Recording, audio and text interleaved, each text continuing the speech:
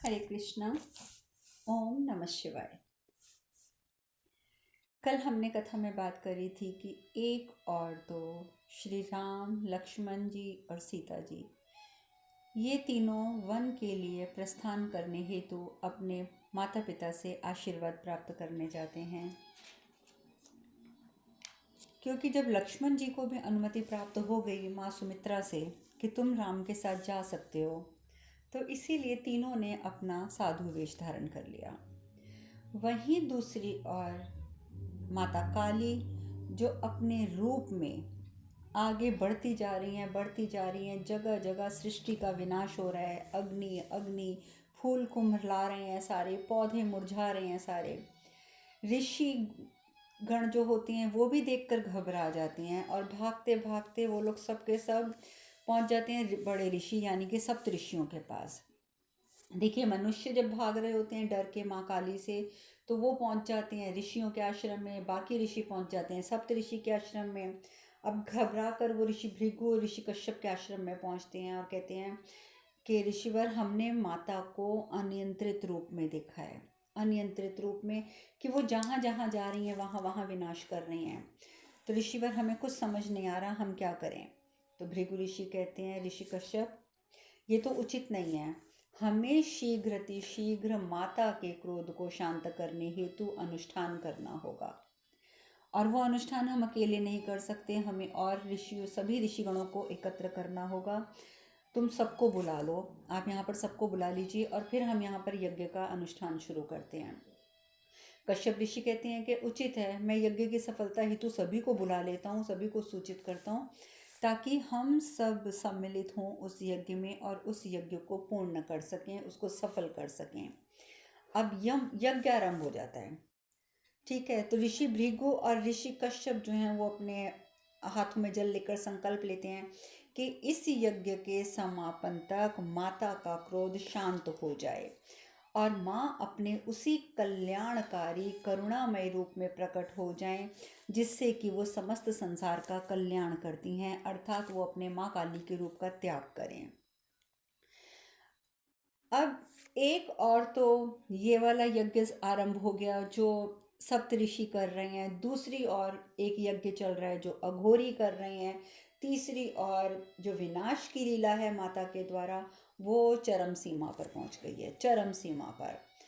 और गुफा का जो बड़ा वाला अघोरी है वो तो मतलब इतनी तन्मयता के साथ उस हवन को कर रहा है कि हवन करते करते उसे इस बात की अनुभूति हो जाती है कि सप्त ऋषियों द्वारा माँ को शांत करने का अनुष्ठान शुरू हो चुका है। बहुत क्रोधित हो जाता है वो घोरी, नहीं ऐसा नहीं हो सकता, माँ आप शांत नहीं हो सकती, हम आपको शांत नहीं होने देंगे, क्योंकि आप क्रोधित रहेंगी और क्रोधित रहकर अपने भक्तों का उपकार करेंगी। नहीं माँ नहीं, उद्धार कीजिए, उपकार कीजिए। जोर जोर से आहुतियाँ देते जाते हैं। कुछ अघोरी जो हैं वो अपने चिमटे बजा बजा कर नाचते जा रहे हैं, परंतु यही कहते जा रहे हैं कि आप क्रोधित रहिए, क्रोधित रहकर हमारा उपकार कीजिए। वहीं सप्तऋषि प्रार्थना कर रहे हैं, माँ शांत होइए, माँ शांत होइए। देखिए, एक माँ के लिए भी कितनी दुविधापूर्ण स्थिति है कि कुछ उनके भक्त हैं जो उन्हें अशांत रहने को कह रहे हैं और कुछ उनके भक्त हैं जो शांत रहने को कह रहे हैं। अघोरी तो चिल्लाते रहते हैं, बढ़ते रहिए माँ, बढ़ते रहिए, बढ़ते रहिए, और महादेव को वो करने के लिए विवश कर दीजिए जिसकी हम प्रतीक्षा कर रहे हैं। अब यहाँ पर वही बात आ गई जो मैंने आपको कल बताई थी कि महादेव ने ब्रह्मदेव से कहा था कि मेरे पास जो आप विकल्प बता रहे हैं कि मैं अघोरी का रूप धारण करके और पार्वती को शांत करूं, तो उन्होंने कहा था कि यदि मैंने वैसा किया तो उससे उठने वाली तरंगे समस्त सृष्टि में पहुंचेंगी, लोग अनुभव कर पाएंगे, और उन्हीं चीज़ों का अनुभव करने हेतु ये सभी अघोरी जो हैं वो प्रतीक्षा कर रहे हैं। वो तो चाहते हैं कि महादेव अपने अघोरी रूप में आकर कुछ तांत्रिक क्रियाएं करें। आप सब जानते हैं कि तंत्र की उत्पत्ति ही महादेव से हुई थी, तो इसीलिए वो चाहते हैं कि महादेव अघोरी रूप में आकर तंत्र करें, ताकि उन्हें भी उनकी कुछ अनुभूतियां मिल सकें, उन्हें भी कुछ राह खुल सके कि किस प्रकार से माता को अनियंत्रित करके किस प्रकार से अपने नियंत्रण में लेना चाहिए। लेकिन अब वो तो इस प्रकार से प्रार्थना कर रहे हैं कि कृपया करके महादेव ज़रूर वो करें। वहीं माता पार्वती चलते चलते चलते चलते गंगा जी के तट पर पहुंच जाती हैं। तो गंगा देवी जब देखती हैं कि वो माता पार्वती इस प्रकार से बढ़ती आ रही हैं, वो तुरंत तट पर आकर रोकती हैं कि पार्वती, पार्वती रुको, पार्वती कहाँ जा रही हो। तो वो एक क्षण के लिए रुकती ज़रूर हैं अपना नाम सुनकर कि किसी ने पार्वती कह के पुकारा, परंतु फिर अगला कदम आगे बढ़ाती हैं। गंगा माँ जो होती हैं वो एकदम उनकी आंखों में आंसू आ जाते हैं। कहती हैं, पार्वती क्या तुम अपनी बहन को कष्ट पहुंचाओगी? तुम जानती हो कि यदि तुमने इस स्वरूप में, इस विनाशकारी स्वरूप में मेरे जल में पांव रखा, पैर धरा, तो मैं स्वयं जलने लग जाऊंगी। मेरा जो जल है वो वाष्प बन के उड़ जाएगा तुम्हारी ऊर्जा से। तुम ये क्या कर रही हो? सृष्टि का नाश हो जाएगा यदि मैं यहाँ से चली गई तो। लेकिन इस विलाप का माता पार्वती के ऊपर कोई असर नहीं होता और वो गंगा नदी में उतर जाती हैं। देवी गंगा जो है वो जलने लग जाती हैं, बुरी तरीके से जलने लग जाती हैं। ब्रह्मदेव, आप जानते हैं कि ब्रह्मदेव ने माँ गंगा को अपनी पुत्री के रूप में स्वीकार किया था। ब्रह्मदेव कहते हैं कि ऐसा लगता है कि जैसे देवी पार्वती के ऊपर इस समय किसी भी बात का कोई भी असर नहीं हो रहा है। फिर वो महादेव से भी कहते हैं कि महादेव क्या आपको अभी भी लगता है कि देवी पार्वती स्वयं इस रूप का परित्याग कर सकती हैं? आप खुद बताइए, जिस प्रकार से उन्होंने अपनी बहन के शब्द भी नहीं सुने, अपनी बहन की पुकार भी नहीं सुनी, उनकी बहन मतलब ऊष्मा से जब वो वाष्पित हो रहा है उनका जल, वो दर्द से करा रही हैं और तब भी पार्वती देवी के ऊपर कोई असर नहीं हो रहा, तो आपको लगता है क्या देवी पार्वती स्वयं इस रूप से वापस आ पाएंगी? महादेव कहते हैं नहीं, अब तो मुझे भी लगता है कि ऐसा नहीं हो सकता। मुझे लगता है कि अब वो समय आ गया है ब्रह्मदेव कि पार्वती को रोकने के लिए जो अनिवार्य है वो मुझे करना ही होगा। मैं जानता हूँ कि उसके बहुत गलत परिणाम निकलेंगे, अभी कुछ नहीं होगा, परंतु आगे चलकर दूरगामी परिणाम हमारे समक्ष आएंगे। मैं सब कुछ जानता हूँ, लेकिन इस समय मुझे दूरगामी परिणामों की चिंता किए बिना मुझे किसी न किसी तरीके से पार्वती को रोकना है। क्योंकि इस समय जो प्राथमिकता है वो है सृष्टि की रक्षा करने की। आगे अब जो होगा वो देखा जाएगा। और वैसे भी ब्रह्मदेव, ठीक है, मैं प्रयत्न करता हूँ कि आगे होने वाली घटना को मैं रोकूं, परंतु नियति में जो लिखा है वो तो लिखा है और वो तो होकर ही रहता है। इसीलिए मुझे अब एकमात्र उपाय यही शेष नज़र आ रहा है और मैं रोकूंगा, मैं पार्वती को अब रोकूंगा। अब ब्रह्मदेव जो हैं वो कैलाश जाते हैं। जब महादेव से उन्हें सांत्वना प्राप्त हो जाती है कि महादेव पार्वती माँ को रोकेंगे, तो वो कैलाश पहुँचते हैं। जैसे ही कैलाश पहुँचते हैं, मैनावती कहती हैं, हे ब्रह्मदेव, हमें स्थिति से अवगत कराइए, बताइए, बताइए क्या हो रहा है, क्योंकि हम बहुत विचलित हो रहे हैं। पहले तो हमें सिर्फ पार्वती की चिंता थी, पर न जाने क्यों अचानक हमें ऐसा लग रहा है कि हमारी पुत्री गंगा भी कष्ट में है, हमारी दोनों पुत्रियां कष्ट में हैं। तो इसलिए स्थिति से अवगत कराइए ब्रह्मदेव, हमारी दोनों पुत्रियां ठीक तो हैं ना? ब्रह्मदेव कहते हैं, नहीं महारानी, काली के अनियंत्रित रूप ने देवी पार्वती ने यानी कि गंगा में प्रवेश कर दिया है। और जब उन्होंने गंगा में प्रवेश किया है तो उनकी ऊर्जा से, उनकी ऊष्मा से गंगा का जल जो है वो वाष्पित होता जा रहा है, वाष्पित होकर उड़ता जा रहा है। किंतु काली के इस रूप में देवी पार्वती को गंगा की पीड़ा का बोध ही नहीं हो रहा कि गंगा को कितनी पीड़ा हो रही है। देवी पार्वती ये नहीं समझ पा रही हैं। अंततः महादेव अब कुछ ऐसा करने वाले हैं जिसके माध्यम से देवी काली के रूप में शांत हो जाएंगी। किंतु इस एकमात्र विकल्प के आगे आने वाले समय में दूरगामी परिणाम भी होंगे। लेकिन अब और हमारे पास कोई और विकल्प नहीं है, इसीलिए महादेव अब वही करने जा रहे हैं। और महादेव पहुंच जाते हैं शमशान में। शमशान में पहुंचकर वो सबसे पहले चंद्रदेव का आह्वान करते हैं कि चंद्रदेव, तो चंद्रदेव सामने उपस्थित हो जाते हैं। महादेव कहते हैं कि चंद्रदेव, आप मेरी इस ताप को सहन नहीं कर पाएंगे, क्योंकि अब जो मैं करने जा रहा हूँ वो आपके लिए असहनीय होगा। इसीलिए कुछ समय के लिए मैं आपका त्याग कर रहा हूँ। आप कुछ समय के लिए मुझसे अलग हो जाइए और इसे मेरा आदेश मानिए, आदेश समझिए, आप मुझसे कोई प्रश्न नहीं करेंगे। चंद्रदेव कोई प्रश्न नहीं करते और वो चले जाते हैं और उनके महादेव के माथे से चंद्रमा विलुप्त हो जाता है। तभी वो वासुकी जी को भी वही आदेश देते हैं और वासुकी जी भी वहाँ से प्रस्थान कर जाते हैं उनके गले से उतरकर। अब उसके बाद वो जलती हुई जो चिताओं के बीच में शमशान में महादेव पहुँचे हैं, जलती चिताओं से राख उठाकर अपने शरीर पर मलने लगते हैं। अब देखिए, महादेव तो सदैव भस्म ही शरीर पर धारण करते हैं और ये बताते हुए कि ये भस्म मैं इसीलिए धारण करता हूँ क्योंकि हर समय हर व्यक्ति को ये याद रखना चाहिए कि जिस शरीर में उसकी ये आत्मा वास कर रही है वो शरीर नश्वर है।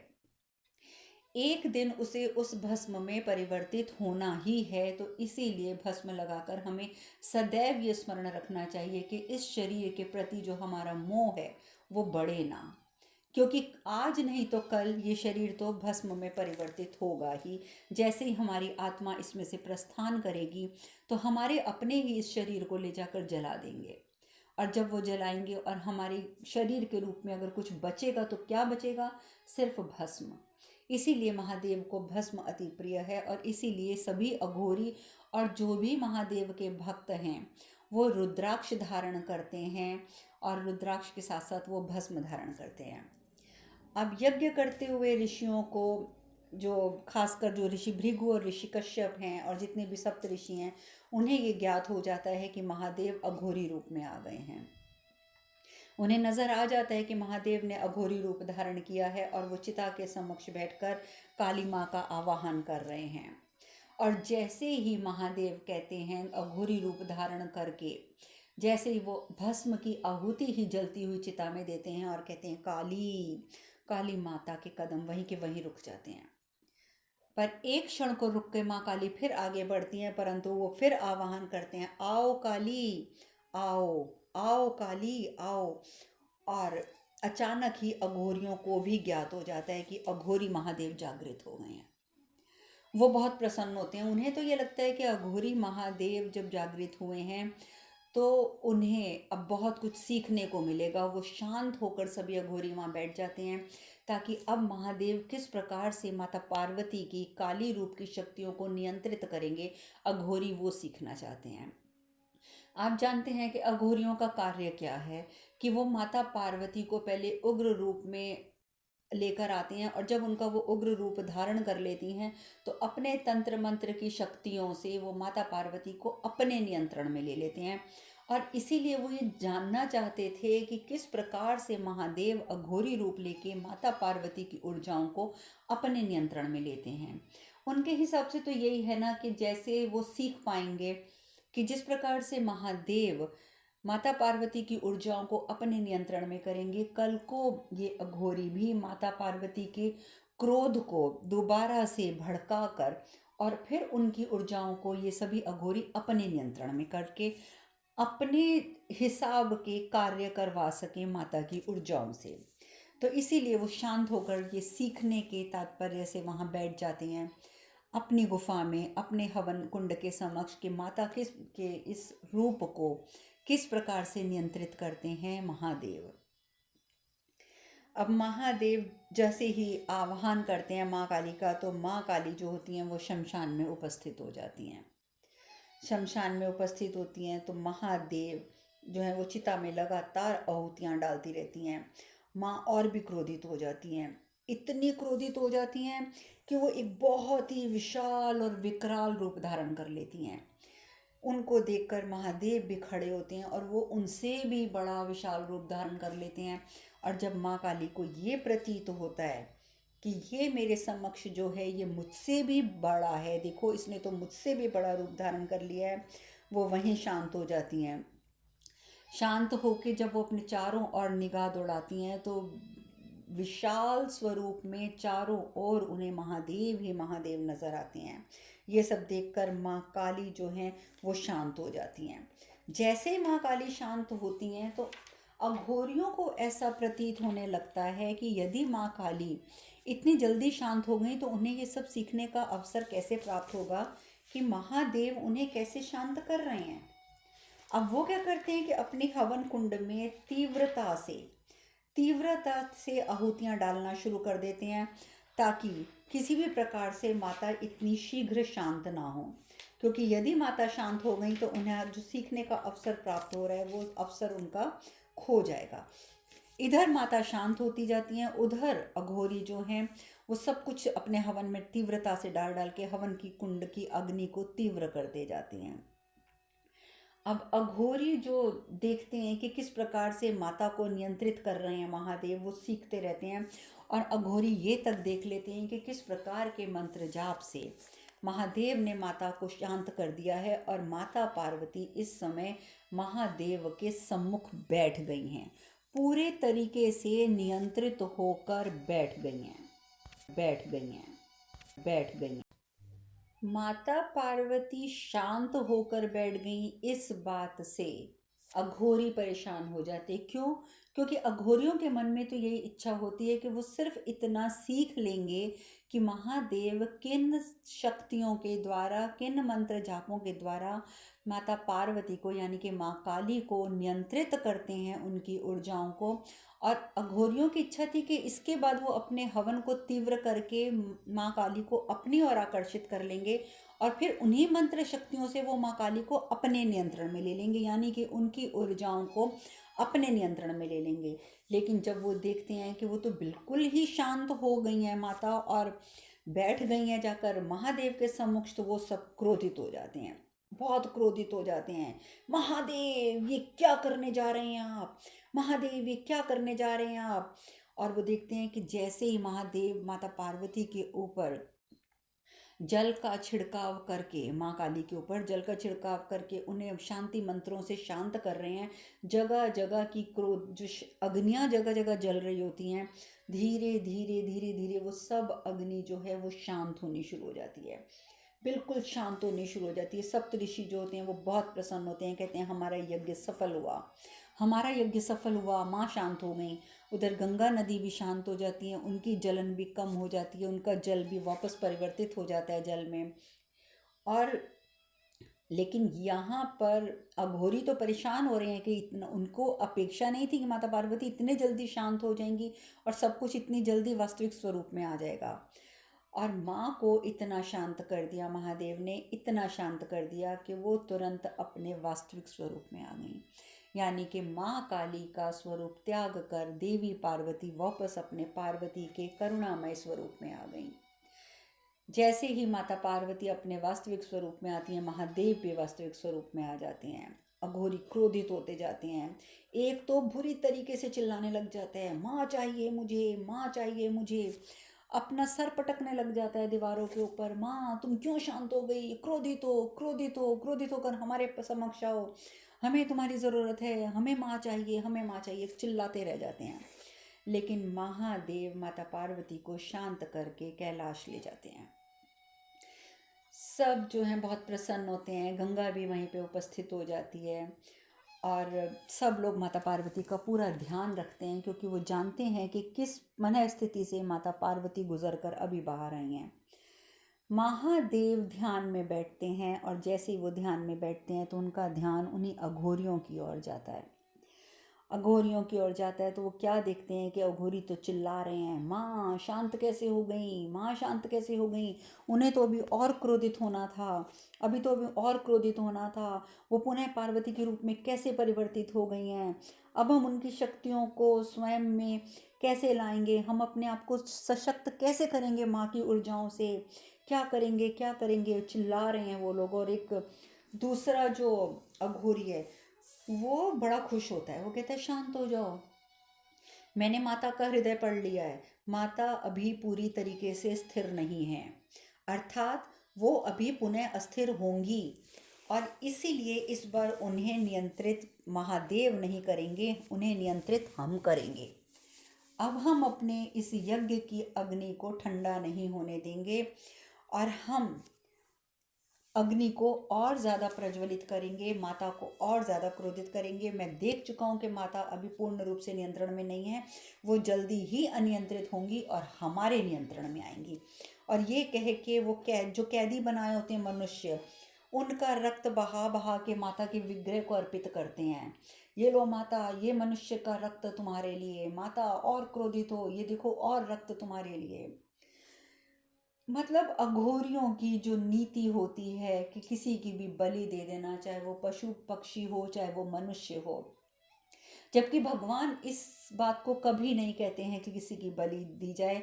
आप जानते हैं महादेव ने तो सदैव ये कहा है, नारायण ने तो सदैव ये कहा है कि हमें तो बलि की आवश्यकता ही नहीं है, हमें तो श्रद्धा पूर्वक एक पत्र भी चढ़ा दोगे ना, एक पत्ता भी चढ़ा दोगे तो हम तो श्रद्धा पूर्वक चढ़ाए उस पत्र से ही प्रसन्न हो जाते हैं। तो उन्हें क्या आवश्यकता है किसी के रक्त की और किसी के मांस की। परंतु ये अघोरी लोग ये बातें नहीं समझ पाते हैं। उन्हें लगता है कि रक्त चढ़ाने से माता क्रोधित और होंगी और हमारे नियंत्रण में आ जाएंगी। और इधर महादेव हर प्रकार की कोशिशों में हैं कि माता पार्वती शांत हो जाएं, और वहीं दूसरी और अघोरी कोशिश में है कि माता क्रोधित हो जाएं। माता पार्वती जैसे ही अपने वास्तविक स्वरूप में आती हैं, कैलाश पहुंचती हैं, वो कहती हैं कि स्वामी, ये आपका ही तो प्रयास है जिसके कारण आज हम वापस अपनी इस अवस्था में पुनः लौट पाए हैं। अन्यथा मुझे सबकी बातों से तो यही ज्ञात हुआ है कि सब लोगों ने तो जैसे उम्मीद ही छोड़ दी थी कि हम पुनः पार्वती के रूप में यहाँ वापस आएंगे। हमें आभास है स्वामी, हमें आभास है कि हम अनियंत्रण की किस चरम सीमा पर पहुंच गए थे और हमें वापस लाने हेतु आपने अघोर रूप धारण किया था। हमें सब ज्ञात है महाप्रभु, सब ज्ञात है। महादेव कहते हैं उचित यही होता पार्वती कि यदि मैं तुम्हें स्वयं शांत होने देता, उचित तो यही होता कि तुम स्वयं शांत हो जाती, क्योंकि महादेव जानते हैं कि जो शक्तियां उन्होंने प्रवाहित कर दी हैं माता पार्वती को शांत करने में, उसका कल को दुरुपयोग होगा। महादेव इस बात से अनभिज्ञ नहीं है। इसीलिए वो अभी भी कहते हैं कि पार्वती, मैं तो यही चाहता था कि तुम स्वयं शांत हो जाओ। तो माता पार्वती बोलती है तो फिर ऐसा क्या हुआ स्वामी कि हमें नियंत्रित करने हेतु आपको अपना घोर रूप धारण करना पड़ा। परंतु महादेव आप जानते हैं कि वो कभी भी माता पार्वती को ऐसा कुछ नहीं बताते हैं जिनसे उनके हृदय को आघात पहुँचे या जिससे उनकी अर्धांगिनी दुखी हो। शिव सिर्फ इतना कहते हैं, यदि मैं उस क्षण तुम्हें ना रोकता ना पार्वती, तो गंगा का विनाश निश्चित था, और गंगा का विनाश यानी कि सृष्टि का विनाश। तो मेरे पास एकमात्र यही विकल्प था, सो मैंने यही किया। माता पार्वती रोने लग जाती हैं कि मैंने सबको कितना कष्ट दिया। परंतु महादेव बहुत प्रेम पूर्वक उनके सर के ऊपर हाथ फेरते हैं और उन्हें अपनी गोद में सर रख के सुलाने का प्रयास करते हैं कि किसी प्रकार से शांत होकर अब देवी पार्वती को नींद आ जाए। और महादेव का प्रयास सफल होता है। देवी पार्वती निद्रा की आगोश में जाती हैं, वो सो जाती हैं तो महादेव उठते हैं और चुपचाप गुफा से बाहर जाकर बाकी सबके बीच में बैठते हैं। वहीं पे गंगा जी, कार्तिकेय जी, मैना जी और सभी नंदी जी, प्रेतगण सभी उपस्थित हैं। शिव कहते हैं कि पार्वती स्वयं आदि शक्ति है, किंतु वो मनुष्य जीवन की निर्बलताओं से मुक्त नहीं है। जिन परिस्थितियों में मैंने पार्वती को नियंत्रित किया है उसके कारण वो शांत तो हो गई है। जिस प्रकार से जिन क्रियाओं के द्वारा मैंने उसे शांत करने का प्रयास किया वो शांत तो हो गई हैं, परंतु पूर्ण रूप से शांत नहीं हुई हैं। अभी पूर्ण रूप से शांत नहीं हुई हैं। वो अभी संपूर्ण रूप से अपने काली के रूप का त्याग नहीं कर पाई है। उसके हृदय में वो काली का रूप उसे विचलित कर रहा है अभी भी। और यदि वो किसी भी कारण से उत्तेजित होती हैं, किसी भी कारण से अगर उनमें उत्तेजना बढ़ती है तो वो वापस उसी अनियंत्रित अवस्था में प्रवेश कर जाएगी। तो इसीलिए हमें पार्वती का विशेष रूप से ध्यान रखना पड़ेगा, विशेष रूप से। जब ये बातें कार्तिकेय जी सुनते हैं तो वो गणेश जी को कहते हैं कि गणेश, तुम एक काम करो, तुम वापस चले जाओ, अपने दायित्वों को संभालो, मैं यहाँ रह के माँ की देखभाल करूँगा। गंगा भी कहती हैं कि मैं भी कुछ समय तक यहीं रहूँगी और मैं भी पार्वती की देखभाल करूँगी। नंदी जी, प्रेतगण सब इस बात को समझ जाते हैं और सब अपनी तरफ से पूर्ण रूप से तैयार हैं कि किसी भी प्रकार से उन्होंने माँ पार्वती को उत्तेजित नहीं होने देना। अब अघोरी जो होते हैं वो लगातार अपना वो कर रहे हैं, यज्ञ कर रहे हैं, परंतु धीरे धीरे उन्हें ऐसे महसूस होता है कि जैसे जो उनका यज्ञ है वो ठंडा पड़ता जा रहा है, वो शांत होता जा रहा है।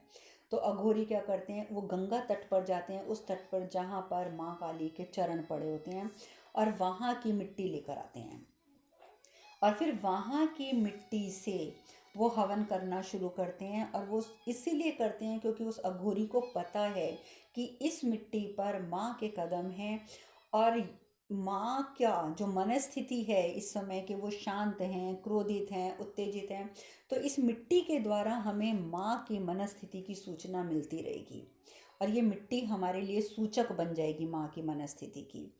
और इस प्रकार से वो धीरे छोटा छोटा सा उस मिट्टी की आहुतियाँ देकर यज्ञ आरंभ कर देते हैं।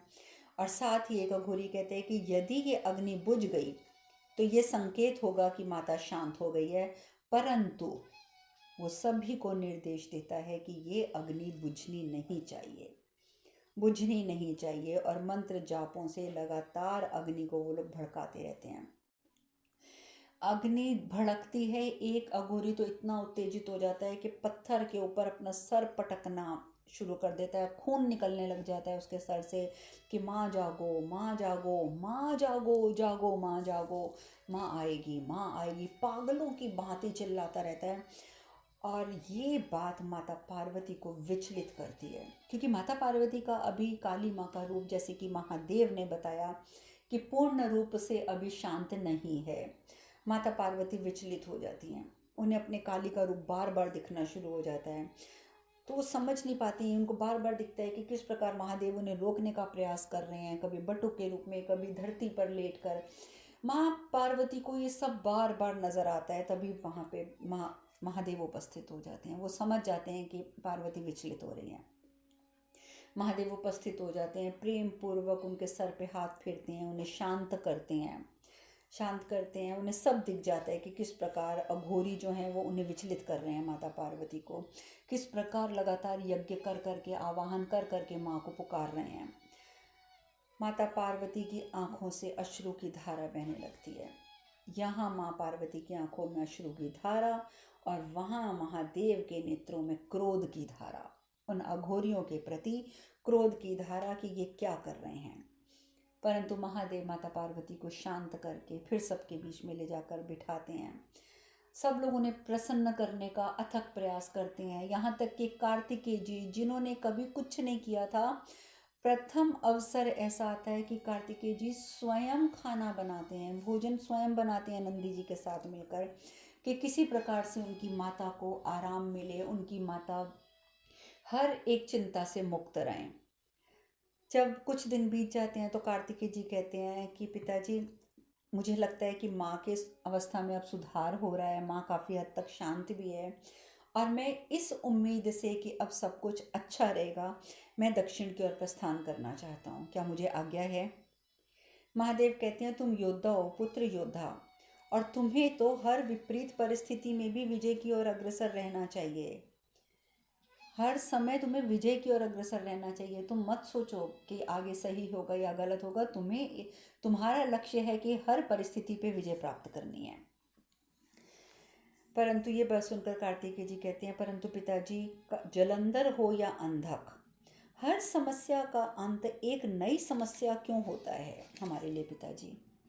जब भी हम एक समस्या का अंत करते हैं तो एक नई समस्या हमारे समक्ष उपस्थित हो जाती है, क्यों पिताजी। महादेव कहते हैं, पर इससे एक नई समस्या का समाधान भी तो होता है ना पुत्र, एक नई समस्या का समाधान भी होता है।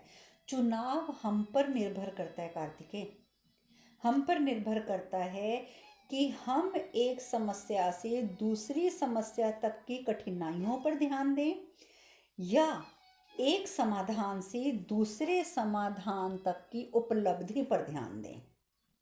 अब ये तो हमारा चुनाव है ना, कि हम समस्या से समस्या तक का मार्ग देखते हैं या समाधान से समाधान तक की उपलब्धि देखते हैं। चयन तो हमें करना है। सो कार्तिकेय, अब तुम बताओ, क्या मेरा कथन उचित है। कार्तिकेय जी को ये बात समझ आ जाती है, बात तो सत्य कह रही हैं उनके पिताजी, कि हमें समाधान से समाधान तक की उपलब्धि की ओर देखना चाहिए, समस्या से समस्या का मार्ग नहीं देखना चाहिए। कार्तिकेय जी प्रसन्न हो जाते हैं और कहते हैं कि ठीक है, मुझे आज्ञा दीजिए पिताजी, मुझे आज्ञा दीजिए। और वहीं इंद्रदेव भी माता काली की शक्तियों को नियंत्रित होने से बहुत प्रसन्न हैं, और वो इन सब बातों से प्रसन्न है कि अब सृष्टि में शांति हो गई है और स्थिरता लौट आई है, तो अब देवलोक में भी सब शांत हैं। अब आगे की कथा हम कल करेंगे। आज यहीं विश्राम लेते हैं। हरे कृष्ण कृष्ण कृष्ण हरे हरे, हरे राम राम राम हरे हरे। आप सब खुश रहें, सुखी रहें, स्वस्थ रहें। हरे कृष्णा। ओम नमः शिवाय। ओम नमः शिवाय। ओम नमः शिवाय। शिवाय शिवाय।